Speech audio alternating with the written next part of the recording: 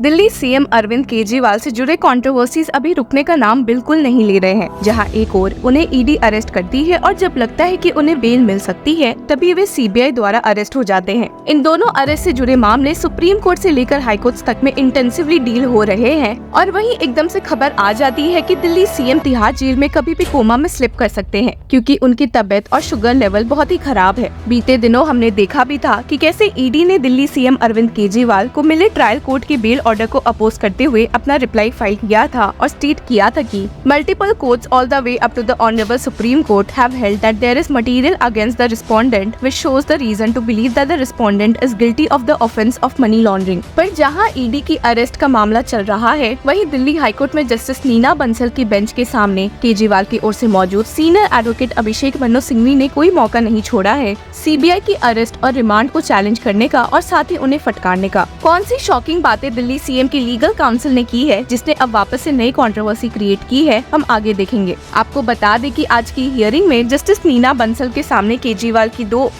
की ओर से legal council की पूरी फौज मौजूद थी। जी हाँ, आपने सही सुना। सीनियर एडवोकेट सिंघवी के अलावा सीनियर एडवोकेट्स विक्रम चौधरी और एन हरिहरन भी कोर्ट में मौजूद थे और वहीं सीबीआई की ओर से एडवोकेट डीपी सिंह। और जैसे ही जज नीना ने इस मैटर को टेकअप किया तो वैसे ही सीनियर एडवोकेट सिंघवी ने एक एक करके सीबीआई की अरेस्ट को चैलेंज करना शुरू किया। उनका सबसे पहला पॉइंट काफी इंटरेस्टिंग है क्योंकि वे लोगों के मन में चल रहे सेम क्वेश्चन को एड्रेस करता है और अपनी बात रखते हुए senior advocate Singhvi stated, I will deal with all points. My first opening point is two very striking features of this case. Most striking feature is that it is unfortunately an insurance arrest we are facing here. यहाँ पर एक word सुनकर court में सभी लोग चौंक गए थे और वो है इंश्योरेंस अरेस्ट का। इसको क्लैरिफाई करते हुए सीनियर एडवोकेट सिंघवी ने आगे स्टेट किया, CBI didn't intend to and did not have any material to arrest. This is an arrest in the sake of form that if he comes out, it is an additional insurance arrest. I have 3 release orders in my favor. यहाँ पर एक नजर डाल लेते हैं कि ये 3 release order कौन कौन से हैं। तो पहला ऑर्डर है सुप्रीम कोर्ट द्वारा इंटरिम बेल का इलेक्शंस के टाइम, दूसरा है जज न्याय बिंदु का और तीसरा वापस है जो सुप्रीम कोर्ट ने अभी बीते दिनों ही पास किया था। और इसी बात को हाईलाइट करते हुए senior advocate Singhvi stated, because your lordships doesn't have stringency of PMLA today under that law I have 3 orders in my favour. One has been stayed by this court. Bail देने के लिए सुप्रीम कोर्ट का एक test है triple test का और senior advocate Singhvi ने इस बात पर काफी जोर दिया है कि जब केजरीवाल इस टेस्ट को सेटिस्फाई करते हैं तो फिर वे जेल में क्यों मौजूद है। He stated, the very act of release and re-surrender in June shows complete satisfaction of the triple test. The Supreme Court last week thought it fit to release him indefinitely.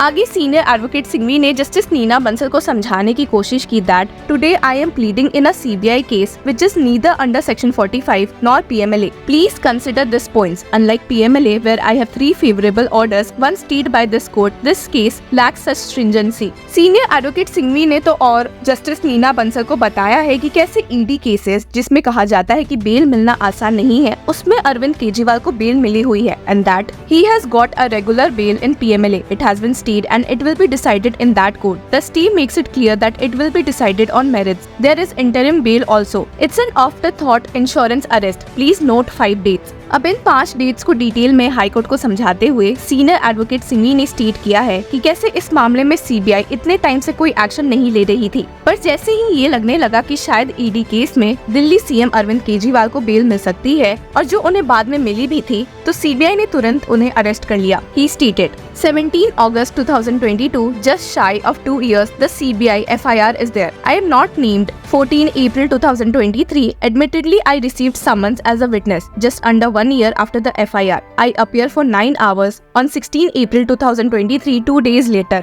I ask myself, this is happening in April. 8 months of 2023 go by. It's 240 days. CBI didn't think to arrest or interrogate me. 3 months of 2024 go away. 21 March, exactly 11 months after recording of 9 hours. After MCC comes into force, I am arrested by ED. Already ED case में judicial custody में रहने के बावजूद भी Delhi CM को CBI case में arrest किया गया था और ये जितना शॉकिंग लोगों के लिए था उतना ही उनके काउंसिल के लिए भी। और इसी को रेयर ऑफ द रेयरेस्ट कहते हुए सीनियर एडवोकेट सिंघवी ने स्टेट किया, I am in custody in that situation frankly it's a rarest of rare case. I am in custody and you are called in custody by CBI. Senior advocate Singhvi ने आगे कहा कि Delhi CM Arvind Kejriwal ED के case में चुपचाप Tihar jail में बैठे हुए थे और सुप्रीम कोर्ट ने उन्हें इंटरिम बेल इलेक्शंस के दौरान इसलिए भी दिया था क्योंकि उन्हें पता था कि वे जांच में बाधा या विटनेसेस को इन्फ्लुएंस करने की कोशिश नहीं करेंगे। He stated, "I am secure in ED. Nothing can happen and the Supreme Court grants me release. Although for 3 weeks, Supreme Court doesn't think I can non-cooperate or influence witnesses. It is not giving me in fun. Supreme Court test my bona fide.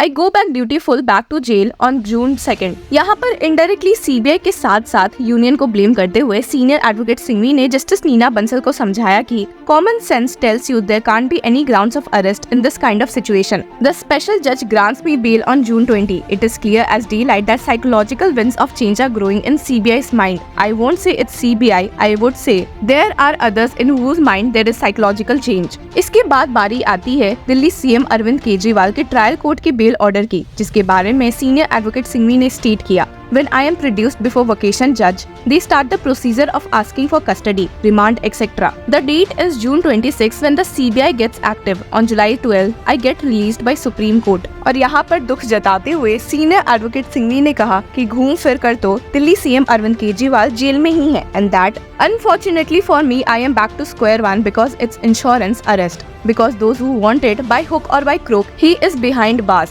Suddenly this man is very important to be interrogated in June and taken into custody. और एक बार फिर CBI को फटकारते हुए senior advocate Singhvi ने state किया, "If CBI can come in June and say I never called you in 2 years after CBI FIR and I am calling you after Supreme Court released you. This is my first point.